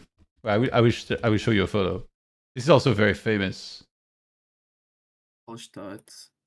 Yeah. I'll send you a screenshot. Yeah, I googled it. I've been in that region of Austria. Is it near Innsbruck? Actually, I don't even know. I don't know the map of Austria very well, despite I live there. I just know Vienna is northeast. Like the Austrian Alps, and it's like really like the Alps in general are obviously like one of the most beautiful places in the world. But yeah. I don't know the specific city basically, but I've probably been to the region. I don't know. I feel like Asia is like it's beautiful in its own way. Like I don't know if it's like rice fields, but you know, like those. It's like vertical, somewhat vertical hills where you have like Terraces, yeah, like where you have a there are rice pathway. terraces as well. What is it called? Rice terraces. Like if you were talking about like a place to speak Yeah. rice on like on hills. Yeah, like they're very Yeah, nice. yeah. I think that's Like like one of the most beautiful things. I've never been like seen a landscape like this in real life, but I would love to. Like whether in Bali or they like in are Vietnam. not. Yeah, we're not growing it here now because it's not like the season for it. But I was told it looks really nice when we do. When I was in Bali though, I went to a bunch of like rice paddy fields, and it is like really nice. We have like a bunch of attractions. Where like cable carts or whatever. Cool. Yeah. Damn, you make me want to travel, man. I Book mean, a it's flight one to of Asia. the biggest. Yeah, it's one of the biggest benefits of being a poker player. You know, you can, if you want to, you can visit a different place every week for a year straight. Well, you forgot to add the successful poker player part. Yeah, yeah. I guess you should say online as well. If you play live, you're kind of like excluded to a handful of cities, basically. Wait, maybe not a handful. Handful if you're playing high stakes. Uh, if you're playing like 5-10, you do have like some options. But even then, like you if you're playing live, you probably want to like maximize your EV. You know, like you want to pick out a spot that's not just like a random game running. Yeah. You want good action. The Westonian asked where does Hierophant play heads up, and he added, "I want to avoid him." I play mostly on ACR. I also play some other sites, but yeah. I was playing ACR today. What about Coin? There's a bunch of heads up tables. He, I don't want to say it on stream, but coin heads up rake is quite it's quite demanding. Oh, you think they should change it? Yeah, I do, but like I'm not a business guy, you know. Like when I say I think they do, like I'm obviously very biased. I'm not sure if it's correct business decision, you know. Like I don't know Yeah. anything about it. I'm not sure like how it works with like the rake and what makes people more money. There's been some talks about a potential heads up championship, so you would be in there in the mix if it happens? I mean, it would depend on the stake for it. Yeah. Well, what's the Like, as I highest you said, could play? I don't know, I play mainly 1K now, so it would have to be around that. I'd be willing to move down as well. Like even like if it was like at 200, I might play for the fun of it if I enjoyed it. Yeah. I feel like a heads up to me is quite scary because I don't know Yeah, anything about it. I mean, as Owen says in Heads Up, there's nowhere to hide, you know. Like Yeah. in 6 max, I like hiding. you can hide. Yeah, you can be the guy that people don't really remember. You can play tight ranges. You can play very tight and not get like punished for it too much. But do you think a Because then stream in for Heads Up, the heads up championship would be good as well? yeah, of course, yeah. I'm not sure if like high stakes guys would probably not want to do it cards up. You know, like we wouldn't want to play show tables for Heads Up because it's like really bad. Well, if they Maybe some of them do, but yeah, if there's a challenge though, like the whole point is to be able to have that. I don't think it could be done without. yeah, Like otherwise, there is no yeah. point for coin. I think the mid stakes guys would be more willing, so you should do it at like a lower stake. Yeah. Or honestly, I'm guessing here. Like I Yeah. didn't talk with people about it. I think if I do get asked to do a stream for a heads up challenge, then I would probably take the opportunity to learn heads up. Like start 2 weeks in advance and like really go over the ranges, play a bunch myself, and Yeah, something I really don't like is that people assume Heads Up is like a completely different game. It's the same as 6 max. It's just like yeah. you have to learn like two free spots, like single respot, free bet pot, and then 4 bet pot. No one knows how to play, so it doesn't even matter. It's like just 2 spots. Like, and the difference between heads up single respot compared to like button versus big blind and six max, like the difference is smaller than button versus big blind compared to like low jack versus big blind, right? So you can Yeah. just treat it like six max and just like add 2 spots to your six max study. Yeah. Makes And, sense. and of course, if you play like a ton of heads up, you have like a disproportionate amount of practice in those 2 spots.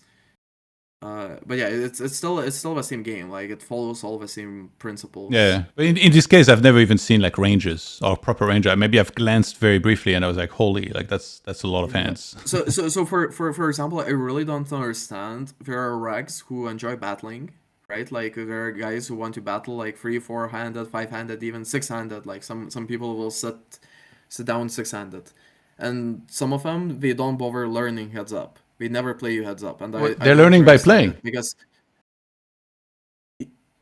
but they don't play heads up. They play like they battle like five-handed or something.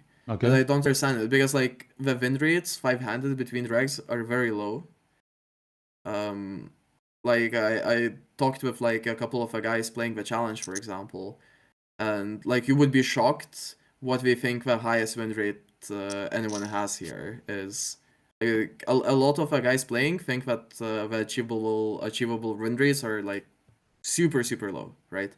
But in heads up, no one would think that, right? In heads up, everyone assumes that like two super elite players can still have like real win rates against each other. So basically, I don't understand why if you want to battle, why you don't learn heads up, because like heads up is clearly the best format for battling. Yeah, it makes sense. Do you think people maybe are lazy when it comes to heads up compared to the rest, or what is it? Also, there is that dynamic of like you already know, like let's say somebody's putting work in ring games, they probably don't feel like they need to put in as much effort in heads up. Kind of like Oh, but somebody. a lot of it translates though. Like Yeah, as I yeah. said, it's all of the same principles. It's just like a couple extra spots you need to So it can be misguiding very check easily. out. Like you might think you're not like giving up that much edge, not putting effort into heads up, but maybe it's like much more than you think. Yeah. That being said, like the thresholds are very different. So you do have like some guys who are like genuinely like the best heads up players in the world, but they're not like super good at six max. Yeah. And vice versa, obviously. But like for example, Davey notoriously didn't play heads up for a long time. And when I think it was this year, like start of this year, that he started like battling, and he got good like so quickly. But Like do you in a month think? or Don't you two, think he he had been was like one of studying the best in the already? world. Maybe he was like No, procrastinating. No. because you could tell at the start that he wasn't very good. Like he Okay. started playing heads up, and you could tell that he didn't have like much experience. Okay. And then like a month later, he's playing. I'm looking at it, and he's just playing at a super high level. That's cool.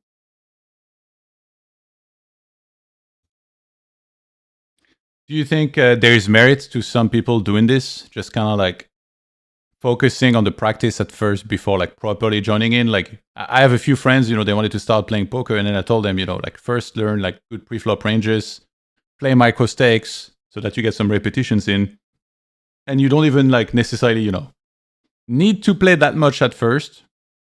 Maybe like practice hard I with like mean, memorizing like the right ranges and everything, and it can apply to many other things. Like I kind of have the same, like right now, I told the story, like I started playing basketball and I'm kind of practicing by myself, and I'm getting coaching as well by myself.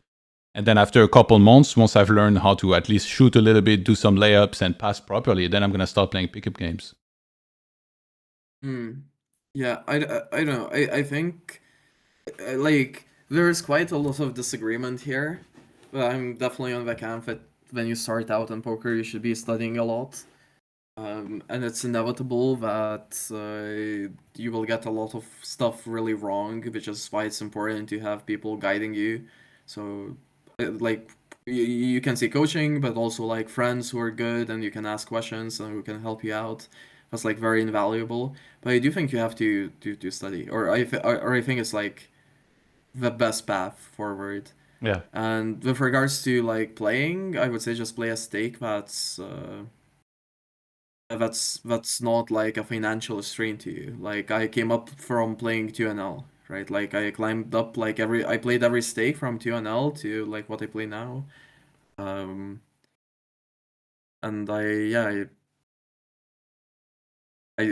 studied a lot and I played a lot, and you need a mix of both, obviously. Yeah. So no baptism by fire, you know, just hoping hoping for the best. I feel like few people have had No. success with this, if really any. I'm sure a lot of people did like some time before, and maybe some people still do. I'm not actually sure. Like the people I know are quite into studying, who have had success, but I'm sure like there's like a spectrum, you know. And like there was like a period before solvers even came out where playing was like the only thing you could do pretty much, like playing on talking hands, I guess, with other people. Uh, but yeah, like these days I do think though at one point I was like very understudied compared to the intuition I had for the game, because you need to play just to develop intuition, I think. Yeah. So there was one point, and I might be like one of the very few people who experienced this, because I was studying so much more than playing. I studied like significantly more than I played by like it wasn't even close. So at one point I got to the point where it felt like I have like a very good understanding of how theory works, how like solver constructs ranges, and even like side nodes like in difficult spots. But I had like a very poor intuition for how population played, and yeah, and I was like missing some like really low hanging fruits. Like for a long time, I had absolutely no idea how to play fish. Like I was obviously still winning against fish, but I was so bad at playing them. I played them the same way I played Rex, basically, which is like leaving so much money on the table, right? Yeah. And We that's talk the sort of thing you learn. That's the sort of thing you learn by playing, you know. yeah. We talked a little bit about this actually the other night when Barak joined. And like we're talking about how Mm. some of the regs, you know, they're like very good, but then when playing with recreational players, it just seems like they're taking lines that like, you know, Barak seems surprised that some of them seem to struggle that much to find the most profitable lines. So it's for sure, Yeah, yeah, I mean, it's a skill. I have a friend, he like stakes very good players from a Mhm. certain country, and he was telling me like these are like literally like maybe the two best players from that country. It's MTTs, and he was telling me they literally cannot win.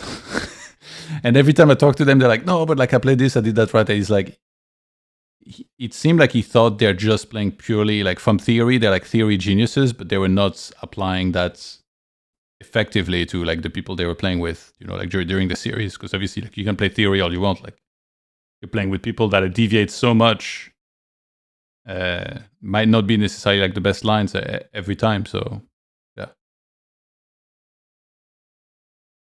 Yeah, and I mean, you have all kinds of people. Like some people are better at the more people-y stuff, more like tells and stuff, and other people are just playing very solid theory poker. And yeah, it just depends of what you're naturally good at as a person, because there is CV to both of these things. Yeah. KU in the chat asks, does Sakram challenge any of Owen's opinions if he's on a coaching call? Has Owen had any big ideas due to his inputs? I mean, I am notoriously argumentative. I think Owen even like made fun of me because for it on stream, but I am extremely disagreeable as a person. At least when it comes to like strategy games, there was a time where I was playing like 50NL and Owen was already playing nosebleeds, and I would like argue with him about everything, and eventually I would agree, but we would really have to like. But like the thing is that like I'm not sure it's the wrong approach even, because a lot of people will like just hear someone say it and they will just like nod their head even though we don't really understand it, or we have like some ideas that don't fit in with what is being said, and in other spots that we should adapt based on what we're hearing. We're doing something different. And yeah, I don't know. I think you really need to like have a critical eye if you're a poker player. Yeah. Which I have noticed, like the vast majority of people are very agreeable. Like my students and like a lot of like people I talk poker with, they are very agreeable. Like I feel like I'm Well, I think quite an you're not outlier in disagreeable. that I think sense. it's like you mean something different. You mean like when talking about strategy, like specifically, if somebody has a different opinion than you, that's like only a very specific scenario. But like here on the stream, you've always been like quite nice to have for sure. Yeah, but I'm just saying like my natural instinct when someone says something about poker, like there's part of me that immediately wants to disagree regardless of what is being said, and I obviously don't act on it, but it's just like yeah, there's part of me that just enjoys arguing. And also like second part of the question, like uh I definitely think Owen like got some technology from me, you know? Like there was stuff that he argued with me with, and then like later on he did coachings on what I told him. Like he would disagree with me, and then like he would do a coaching, and he's saying the same stuff I am. So yeah, I hope he learned something by accident. Would he admit if he did though? No, okay, he would maybe, but yeah, I really do think he enjoys being like a pioneer. And by the way, I think as far as like coming up with ideas is concerned and like inventing like concepts in poker, I think Owen might be like the greatest of all time in that. Like that's the thing that he is like by far the best at. Yeah. I would say. Um, systematizing those ideas, he's a fish at. Like when he talks, sometimes he sounds like you know the meme of like the guy on the like the boards like connecting stuff like in a very complicated way. That's sometimes what it feels like listening to him. But yeah, he has invented like so much stuff. It'd be funny if one day he's like 60 years old and he just like leans over and whispers to you, you remember that Cash Game World Championship I won? It was because of something you taught me.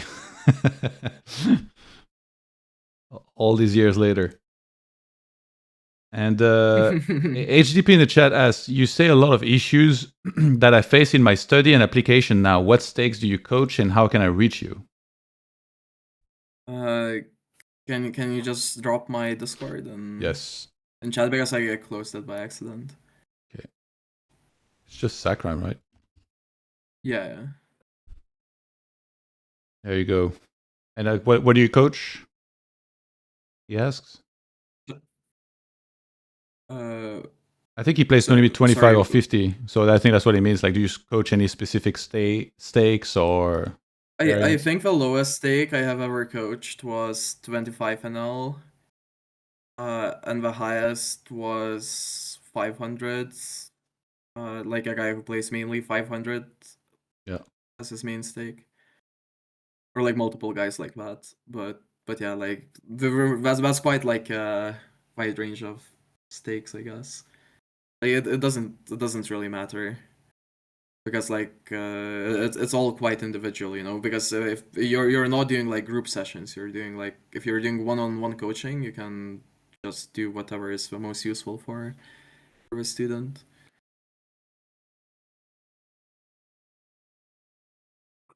What about in the future? Like, if a stable offered you like a job as a coach for a certain amount of hours with like some decent pay, like is that something you would consider doing as long as it doesn't kind of infringe of like the hours that you want to play as well? I don't know. I would have to like look at the specifics of like my life at the time and like what stable is it? Like are we good players? Like I wouldn't really want to entangle myself with like an organization I didn't really believe in. Yeah. Like it would have to be like other people being also very good players. And yeah. Yeah, it just depends. Let's see what Dickie does here. 3-bet pots. King, queen, 10, rainbow. C-bet small, gets called. 8 of clubs on the turn.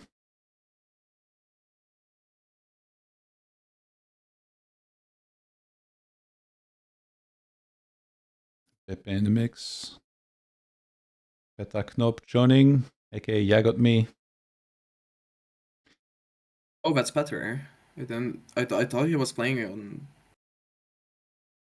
Yeah, it's same. I didn't realize that's better. Yeah. We had him on the stream too. Previous. Oh, so like you had like all the gorilla guys. You had Tim, you had Barack, you had Owen. Yeah, Barack was more of a. It was like a short affair, you know. He was on there like 20, 30 minutes, and he told me, I'll just be in the background and not talk too much. But yeah, Peter, we had Peter and Tim Jenkins, we had proper like for a while and talked a lot with them. Barack was for sure a bit more of a cameo.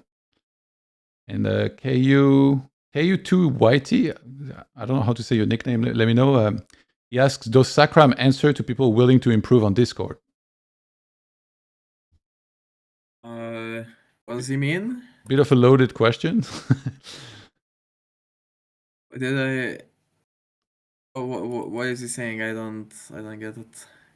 Like, would Is you he give referencing something? Would you give general advice, maybe, or? I kind of feel I like mean, I'm the.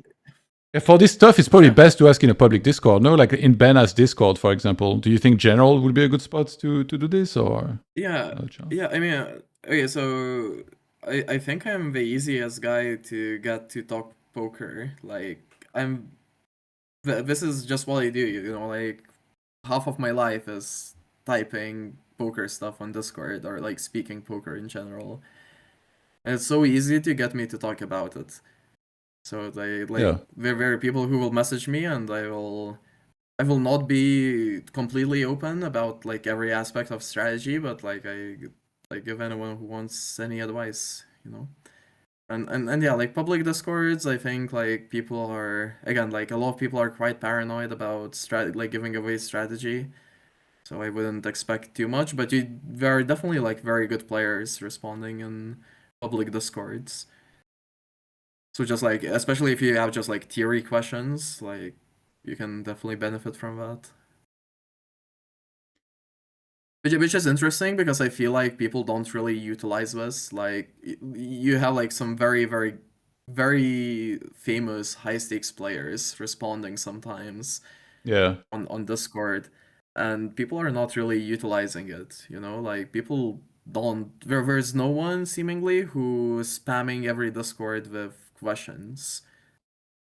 Yeah, You actually, really do get but like probably for responses. different reasons, right? Like some people might just like not expect they're gonna get help consistently and that it would be reliable, and then some, like for example, I don't like asking for favors, so I probably wouldn't spam someone even if they were willing to help. I probably wouldn't spam them all the time with hands and questions. So yeah, you know, there's like a just middle. You know, either somebody has like too much shame or no shame, right? Like I guess the right balance would be like somebody that asks for advice like regularly, but not in a pushy way, and like whoever is happy to help will help them. It does seem like there's only a few people like this. That's kind of like how public discords work as well, right? Like Yeah, that's true. It's really not awkward. Yeah. To ask, I can see how it might be a little bit awkward. Asking specific people and DMs, but yeah. That's a good idea. I should do that more. Oh, here we go. Sending 10 hands now. Actually, yes, I went to the doctor yesterday and I thought I was going to have to wait a long time because I was like way early because I was in the area. And because of that, I loaded up some tables on my phone. And then pretty quickly, I immediately got into hands that were like very interesting. So I saved a couple of them. And I was like, oh yeah, I'll ask like later. So I finished like my appointment there. And then I sent to a couple of friends like about those hands. And it's funny because you get like different answers like on the spots. And it does feel strange though to send like, I don't know, like for me, I feel like profile is so important. But when you send a hinge history, it doesn't include the profile. So I kind of try to add like the stats maybe of the player and the tag. But I pay a lot of attention to profiles. I can give you an example if you want to give me a second. Let me find this hand. So one of the hands, there is this guy in the small blind. He opens 2.2, and I didn't have any tag on him, and I 3-bet the big blind to 8.6 big blinds, and I have 2 red kings, and the flop comes. Are you showing the hand on stream? No. I will just narrate because it's on other websites. I try not to show. Any way you can send it on Discord, so it's easier to follow. Yeah, it's pretty straightforward. So yeah, it's like a raise in small blind by this guy 2.2, a 3-bet 8.6 with 2 red kings in the big blinds, and then it comes Jack 6-4 with Jack 6 of clubs and 4 of diamonds. This guy checks, and I bet 30%. And he check raises me massive. I bet 5.4 big blinds into 17.2, and he does 33.4. No, but you beat value. You beat ace jack. Okay, but is he check raising hands that I'm beating necessarily? Yeah, like he's repping ace jack here. Really? Like, yeah, and is it like impossible he has a bluff here? Like, is it impossible to have like a flush draw here? Yeah. I don't know. And so like don't fold hands that are like if you type this into a solver, it's gonna be like a 80 big blind mistake to fold, right? Like you're not just beating value, you're beating the majority of his value. Okay, but that my question is like how does this differ than theory? Imagine if somehow I was able to know that this guy plays much tighter than theory. And no, but even if he's tighter, you still beat value. Like, so you think there's no such thing as he stack off like almost any jack here, even if he is too tight, like he's still probably there's still a good chance he's stacking off of ace jack. Okay, so you think there is no way to tell that, like, let's say he's only check raising sets here and combo draws, against which I'm not doing amazing. Do you think there is no way to know that for sure? So you're just gonna have to stack off here? Yeah, I mean, if you did know that, I'm down to fold. Yeah. And against some fish, for example, like there are some guys who are like insanely tight fish, and you play with them for ages, and you observe them carefully, and then you can make those like very big reads.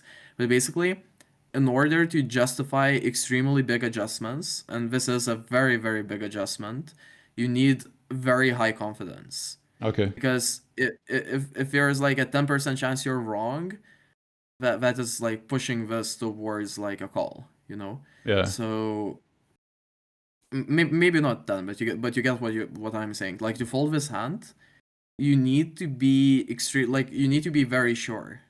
Yeah. Like so, for example, if you have like some indifferent hand, you don't need to be confident at all. You just need a hunch, and that's enough. You know, you can make your decisions based on hunches. Then if you have like a hand that's supposed to pure continue, but it doesn't beat value, so something like, I don't know, ace6, ace4, right? You need to be quite confident that he is too tight and he's under bluffing, but you don't need to be like super confident, right? Okay. Or you can assume that he does have a bunch of bluffs and he's just like not quite enough, like he's missing some of like spewier bluffs. And then you have this hand, which is like a massively big adjustment to fold, then you need like a huge read, right? Like it's just like a spectrum depending on what you have. Yeah. Like basically, like only make these folds if you have like extreme confidence. So in live poker, like, it would be easier, I guess. Yeah, like in live poker you can kind of do whatever, but you can definitely make like way bigger adjustments in live poker. But yeah, I still wouldn't have as a default or anything. Like I would need to have a read on who I'm playing. Yeah, I sent you his HUDs, and that's kind of what I looked at during the hand, and I saw that not only he was like pretty tight, I also saw that like the check raise, like in the stakes when people check raise this, it just feels like it's almost only nuts, and it also feels like he's trying to check raise enough that he can jam pretty much any turn. So I think that's a big part of what pushed me towards, it's not a normal check raise, right? Like if he had done 15 big blinds or even up to 18 or 20, okay, but he did 33 big blinds. That's like an insane check raise. He's just jamming the turn every single time here. Yeah, but you can also see it in the sense of if he has a set, it feels more locked down in the sense that like a set is not very likely to get outdrawn. So is it really the hand that's the most likely to size up? Because to me Yeah, it because these seems more people are like they're crapping themselves. They see a flush draw on the board, they're like, oh my god, I don't want the club to come there. Then I don't know what to do. So you just check raise no, massive but and jam I turn. see it more with like a jack or jack 10, right? Where you have like value, but like you're kind of worried about getting outdrawn because you might very easily get outdrawn when you have like jack 10 or something. When you size up, I don't know, like I don't have experience in the pool. I'm just saying it's like you can make adjustments within limits, right? Yeah. Like you can make pretty significant adjustments, but don't make like huge EV mistakes unless it's like a very weird spot. Yeah. And this is like a very common spot, right? So when I send you his HUD, you feel like it doesn't mean that much? Because we're bordering on the I mean, NPC here. yeah, but it's only 300 hands, right? So it Yeah. looks like a Chinese nitty Chinese fish. But like the thing with nitty Chinese fish is that once we do get like once we have like a strong hand, they play quite recklessly and sometimes even overplay. Like these player profiles, they will once it's like a free bet pot, like they will be the biggest nits pre-flop, they will be the biggest nits in single raise spots, and then once we get into a free bet pot and we hit top pair, they're just like stacking off no matter what because like they waited for like 300 hands to make this hand, like they just don't have it in themselves to not like check raise and jump turn. So there is nuance because like the stats are only like really pre-flop stats, right? You can tell that he's a net pre-flop. That doesn't necessarily imply that he's a net and free bet pots. Yeah, okay, good point. And so, like, after that, I went home, and then the first thing I did was, like, I opened the software, and I looked at the player pool and his profile, and he was one tabling. So what do you think this points towards in regards to the hands? I mean, that's just a recreational, right? And if it's a recreational player, like a fold is worse because recreational players are very bad at thresholds. So we will randomly overplay. There's just volatility to it, right? A reg has more of a consistent game plan. A fish, you will see stuff that you can't believe, right? You might see like the most random combos you have ever seen here, right? And I'm not saying there aren't fish who are only like raising with a super nuts, but you need to be confident, right? Because like you will run into all sorts of profiles. You will run into people who are very nitty pre and then they're like very aggro post, for example. So yeah, like we're very humans against who you should fold your pocket kings in that spot, but you need to be sure that you're playing against them because we're like other player profiles who are kind of like similar on the surface, but against whom the fold is like really bad, right? Yeah. Interesting. Yeah, thanks. Like, these are some of the spots I struggle with. It's very strange. Like, I'm always torn, you know, I don't know what to do. I feel like if I tell the hand to like a good player, he will always tell me call, but then it's like in my pool, I call and then I run into it a bunch of times and then my memory tricks me to thinking they always have it. So I'm like, oh, I'll just do some voodoo magic and fold and tell myself he has a set here every time, you know? I wouldn't even call. I would just shove because I do think when he raises the size, he does have a hand that wants to get it in. He doesn't have like some random spew. I would be surprised if he had like 7-8 here, right? Like, and if I get snapped by a set, should I tell myself then, you know, he has a set here, but then a bunch of the time he's not gonna have the set? I mean, sometimes you get stacked, you know, like you can't you can't always win, you know, like it's part of the game. Like you're not good now, but sometimes you're good. That is like a deep thought. Yeah, I don't know. Meditations with Sakra. Yeah. Yeah, I mean, you just move on with your life, you know, like you remember it, and if you're never good when you call, then you start folding more, but like after many months and years of playing, you can more so do that, because like it's very easy to only remember the streaks where you like called it 5 times and you ran into the nuts every time, but it's just supposed to happen, right? Like sometimes we're supposed to just randomly have a nuts like a couple of times in a row. Yeah. It's kind of life. It would be nice if it happened more often, though. I'll say that.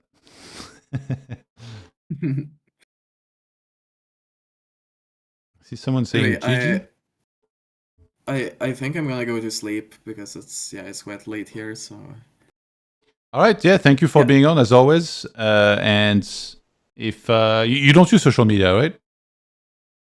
yeah, I don't have anything. Okay. I So only use like Discord. if somebody wants to chat with you about poker or get coaching from you, it's Sakram in the chat. And yeah, thank you again for being on. Welcome back anytime, and have a good night, mate. Yeah, thanks for having me, and yeah, have a nice rest of the stream. Thank you, sir. Big shout out to Sakram, one of the regular guests here in the High Stakes Championship. Been breaking down hands with us. And yeah, I think I will go as well soon. And maybe look to come back later tonight. Ooh, we do get an all in here. Ooh, it's a set against 2-pair. Wow. I actually thought there was going to be a fold, but kind of hard to fold that. So it's a single raise spot. Small bets, over bets, call, and then, oh my god, what a river. What a river. Munez rivering 2 pairs. And yeah, got me just the flopped set getting maximum value there. All right, let's watch one last hand. This one right there.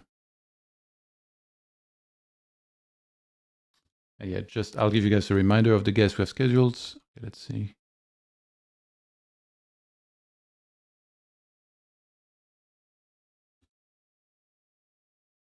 So Beppe limps, Munez raises 3.5, Beppe calls 6-5 deuce.